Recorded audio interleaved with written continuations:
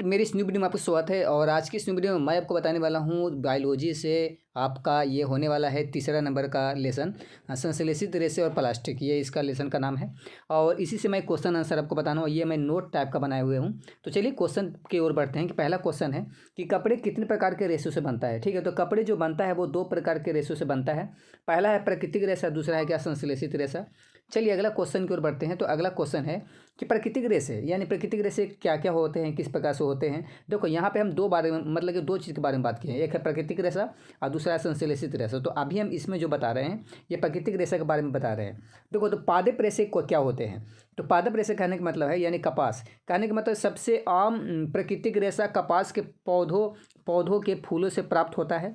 Jute मजबूत रेशा है। जूट कैसा है तो मजबूत रेशा है। जूट के पौधे के तने से निकाला जाता है। लिनन एक तरीका से मजबूत और चमकदार रेशा है जो फ्लैक्स पौधे से प्राप्त होता है। लिनन किस पौधे से प्राप्त होता है तो फ्लैक्स पौधे से प्राप्त होता है। अगला क्वेश्चन है क्वेश्चन नहीं, अगला पॉइंट भी है कि सन तो मजबूत और टिकाऊ रेशा सन पौधों से प्राप्त होता है। अब है जंतुए रेशे, अब मतलब कि जंतु से भी रेशा प्राप्त किया जाता है और पादप रेशे मतलब यानी एक तरीके से पेड़ पौधे से भी और जंतु से भी।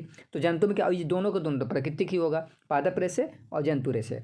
तो ऊन, भेड़, बकरी, याक आदि जानवरों के बालों से प्राप्त होता है क्या, तो जंतु रेशे कहलाता है वो। रेशम और रेशम की कीड़ों द्वारा बनाया जाता है, इसको प्राकृतिक प्रोटीन रेशा कहते हैं। यहाँ पर कुछ शायद टाइपिंग में कुछ प्रॉब्लम हो गया होगा। ठीक है, यानी एक तरीके से रेशम की कीड़ों के द्वारा भी रेशम तैयार किया जाता है रेशे, तो इसको हम रेशे बोलते हैं। अगला क्वेश्चन है कि संश्लेषित रेशे क्या है। तो कपास के कपड़े आरामदायक, सांस लेने योग्य और गर्मियों के लिए उपयुक्त होते हैं। कपास के यानी एक तरीके से बात बोलो तो कॉटन टाइप का, सूती टाइप का। ऊनी कपड़े ऊनी कपड़े गर्म और आरामदायक होते हैं, सर्दियों के लिए आदर्श होते हैं, मतलब अच्छे होते हैं।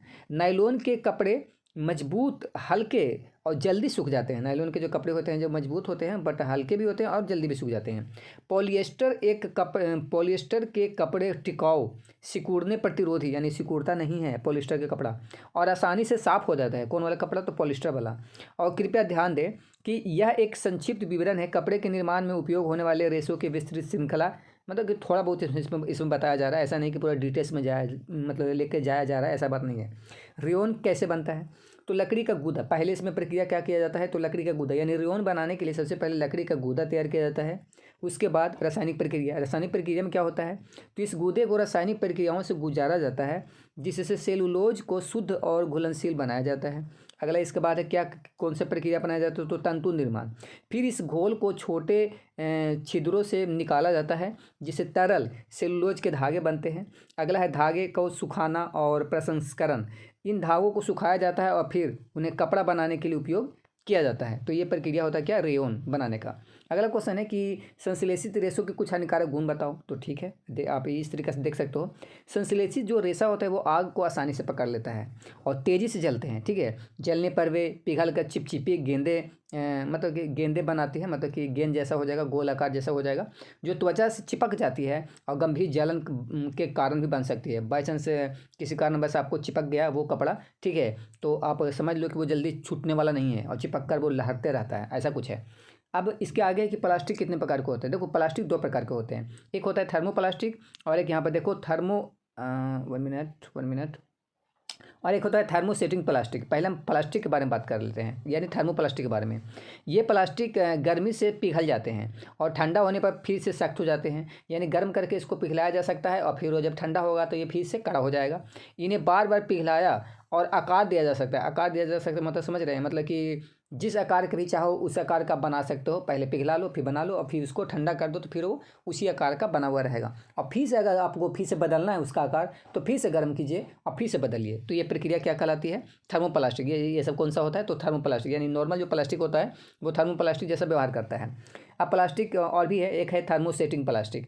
ये प्लास्टिक एक बार सख्त होने यानी कड़ा होने पर, एक बार जब ये प्लास्टिक कड़ा हो जाता है यानी सख्त हो जाता है तो उसके बाद पिघलते नहीं हैं, ये गर्मी से और भी सख्त हो जाते हैं, यानी गर्म होता है ना तो इस पर और ज़्यादा ही सख्त हो जाए और कड़ा होगा। गर्म देगा तो और कड़ा होगा और ठंडा से तो कड़ा रहबे करता है और गर्मा से अभी और कड़ा होगा।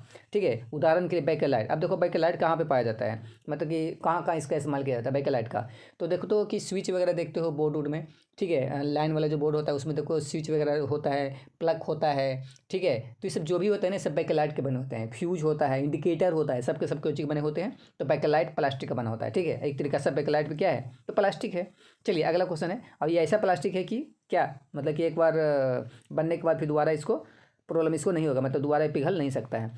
थर्मोप्लास्टिक या मतलब थर्मोसेटिंग प्लास्टिक क्या है, एक बार ढाला और सख्त होने के बाद बेकेलाइट को फिर से पिघलाया या आकार नहीं दिया जा सकता है, तो इसको क्या कहते हैं, थर्मोप्लास्टिक कहते हैं। गर्मी प्रतिरोधी होता है, बेकेलाइट क्या होता है उसी के बारे में बता रहे हैं। गर्मी प्रतिरोधी होता है, यानी इसका कोई प्रभाव नहीं पड़ेगा। यह पिघलने या विकृत हुए बिना उच्च तापमान का सामना कर सकता है, यानी बहुत ज़्यादा टेम्परेचर ये सह सकता है। कौन, बेकेलाइट। अगला है विद्युत इंसुलेटर, यह बिजली का संचालन नहीं करता है, जिससे यह विद्युत घटकों के लिए उपयोगी होता है। बिजली का संचालन नहीं करता है कहने का मतलब है कि कहीं पे अगर हम इसका यूज कर रहे हैं तो सॉर्ट सर्किट सब नहीं होने देगा। ये आप ये मत समझो कि एक दिन से टच हुआ है वायर में तो दूसरा दिन से उसमें से करंट आ जाएगा, ऐसा नहीं है। स्विच में ऐसा होता है, करंट अगर टिपते हो तो करंट बढ़ता है, नहीं मारता है ना, तो वो सब के सब बेकेलाइट का बना होता है, बेकेलाइट प्लास्टिक जो भी हो। चलिए अगला क्वेश्चन है, क्वेश्चन नहीं एक और भी है इसका पॉइंट कि टिकाऊ, यानी एक तरीके से बात बोले तो बेकेलाइट मजबूत और पहनने और आंसू के लिए प्रतिरोधी होता है। ये कुछ अलग क्वेश्चन टाइप हो गया, इसको अपना मत ध्यान देना, ठीक है। हाँ ये बात है कि ये टिकाऊ होता है, ठीक है, और आंसू के लिए प्रतिरोधी होता है, ये हमको समझ नहीं आ रहा, ये वाला मत लिखना आप, ठीक है। ये लास्ट वाला पॉइंट आप मत लिखना, ठीक है। चलिए अगले क्वेश्चन को बढ़ते हैं। जैव निम्नीकरण क्या है, जैव निम्नीकरण क्या होता है, तो जब कोई जीवित चीज़, ठीक है, जीवित चीज़ जैसे पेड़ पौधा या जानवर मर जाती है तो वह धीरे धीरे सड़कर मिट्टी में मिल जाती है, यह जैव निम्नीकरण का उदाहरण है। जैव निम्नीकरण का उदाहरण क्या है, तो जब कोई चीज़ जैसे पेड़ पौधा जानवर ये सब मर जाता है तो वह धीरे धीरे सड़कर मिट्टी में मिल जाता है, यह जैव निम्नीकरण का एक उदाहरण है, ठीक है।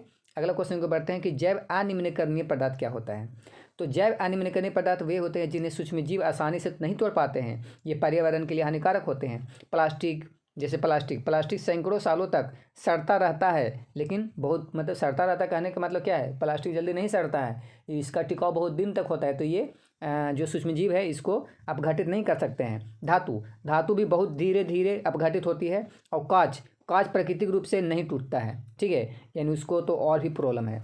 तो जो मतलब कि सड़ गल कर अगर मिट्टी में नहीं मिल रहा है तो उसको हम जैव अनिम्नीकरणीय बोलेंगे, और जो मिल रहा है उसको हम क्या बोलेंगे, जैव निम्नीकरणीय बोलेंगे। आप समझ में आ गया होगा। तो इस लेसन में इतना ही था, ज़्यादा कोई बड़ा मैं इसमें ज़्यादा क्वेश्चन नहीं निकाला हूँ। तो ठीक है, मिलते हैं नेक्स्ट वीडियो में। वीडियो से वीडियो लाइक करना, चैनल को जरूर सब्सक्राइब जरूर मारना, ठीक है। Thank you.